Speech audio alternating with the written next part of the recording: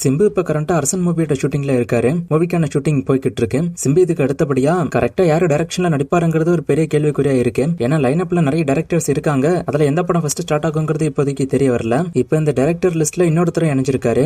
யாருன்னா டியூட் படம் எடுத்த கீர்த்தி சுவரன் சிம்புவை வச்சு ஒரு படம் ஒன்னு எடுக்க போறதா நிசிப்பா வந்திருக்கு. இந்த மூவிக்கான ஷூட்டிங் சீக்கிரமே ஸ்டார்ட் ஆக போறதாவும் சொல்லப்படுது. மூவிக்கான ஷூட்டிங் சீக்கிரமே ஸ்டார்ட் ஆக போகுது அப்படின்னா அரசன் படத்துக்கு அப்புறம் சிம்பு இந்த மூவில தான் நடிப்பாரு அப்படின்னு நினைக்கிறேன். வெயிட் பண்ணி பார்க்கலாம்.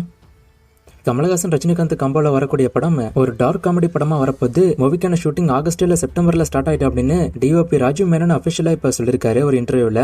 ஆல்ரெடி சொன்ன மாதிரி மூவிக்கான ஷூட்டிங் இந்த வருஷம் ஸ்டார்ட் ஆக போகுது. ஷூட்டிங் இப்ப ஸ்டார்ட் பண்ணி முடிச்சுட்டு அடுத்த வருஷத்தோட செகண்ட் ஹாஃப்ல இந்த மூவி ரிலீஸ் ஆகும். ஃபர்ஸ்ட் இந்த ரஜினி கமல் காம்போ படத்தை எடுக்கிறதா இருந்தது லோகேஷ் தான். அந்த வாய்ப்பு தான் இப்ப நெல்சனுக்கு வந்திருக்கு. நெல்சன் அந்த வாய்ப்பை எப்படி பயன்படுத்துறாருங்கிறத வெயிட் பண்ணி பார்க்கலாம்.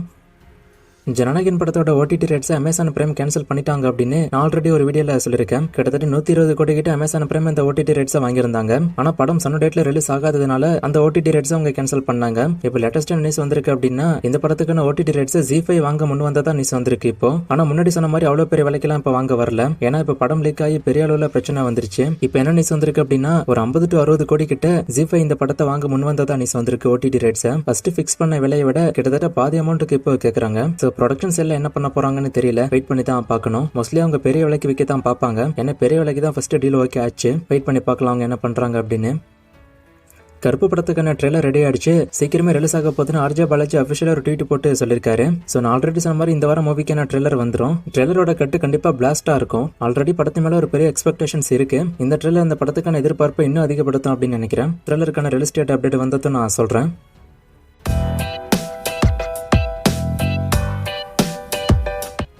சூர்யா 47 படம் எப்போ முடியும் அதை பத்தி அப்டேட் கேட்டிருக்காரு. இந்த வருஷம் மூவிக்கான ஃபுல் ஷூட்டிங் முடிஞ்சிடும். இன்னும் அதை பத்தி அப்டேட் எதுவும் அவங்க கொடுக்கல தான். ஆனா மூவிக்கான ஷூட்டிங் இந்த வருஷம் முடிஞ்சிடும். பெருசா அவங்க எடுக்க மாட்டாங்க. அண்ட் இந்த வருஷமே படமும் ரிலீஸ் ஆக வாய்ப்பு இருக்குங்கிற மாதிரி தான் ஃபர்ஸ்ட் நியூஸ் வந்துச்சு. ஏன்னா அந்த அளவுக்கு மூவிக்கான ஷூட்டிங் ஃபாஸ்டா போய்கிட்டு இருக்கு. இந்த வருஷத்தோட கடைசியில படத்தை கொண்டு வர முடியலன்னா கூட அடுத்த வருஷத்தோட ஸ்டார்டிங்ல இந்த படம் ரிலீஸ் ஆகிட்டோம். வீரமே வகை சுடும் படத்தோட வசூலை கேட்டிருக்காரு. நான் செக் பண்ணிட்டு ஸ்கிரீன்ல போடுறேன். இந்த 3 மூவிஸ்மே ஃபிளாப் தான். ஜெயிலர் 2க்கான அப்டேட்டை கேக்குறீங்க. ஜெயிலர் 2க்கான ஷூட்டிங் அவங்க முடிச்சிட்டாங்க. இது ஆல்ரெடி அவங்க அனௌன்ஸ் பண்ணிட்டாங்க. நானும் அதை பத்தி சொல்லிட்டேன். இப்போ மூவி ஆகஸ்ட் இல்ல செப்டம்பர்ல ரிலீஸ் ஆக வாய்ப்பு இருக்கு நியூஸ் வந்திருக்கு. ஜூன்ல ரிலீஸ் ஆகும் அப்படின்னு தான் சூப்பர் ஸ்டார் சொன்னாரு. ஆனா இப்ப மே மாசம் வந்துருச்சு. இது வரைக்கும் எந்த ஒரு அப்டேட் அவங்க கொடுக்கல. ஆகஸ்ட் இல்ல செப்டம்பருக்கு தான் படம் போகும் அப்படின்னு நினைக்கிறேன். சீக்கிரமே அதை பத்தின அப்டேட் வரும். இதை பத்தி நான் ஆல்ரெடி சொல்லிருக்கேன். விஸ்வநாதன் அண்ட் சன்ஸ் படம் சூர்யாவோட பர்த்டே ஸ்பெஷலா ரிலீஸ் ஆக வாய்ப்பு இருக்குன்னு தான் நியூஸ் வந்திருக்கு. ஆனா இது இன்னும் கன்ஃபார்ம் ஆகல. இலக்கிய படத்துக்கான வசூல் ஏன் கம்மியா வருதுன்னு நான் சொல்லிருப்பேன். அப்ப அந்த இலக்கிய படம் ஃபிளாப்பா அப்படின்னு ஒருத்தர் கேட்டிருக்காரு. மொத்தமா ஃபிளாப்னு சொல்ல முடியாது. ஆவரேஜா போன படம்னு தான் சொல்ல முடியும்.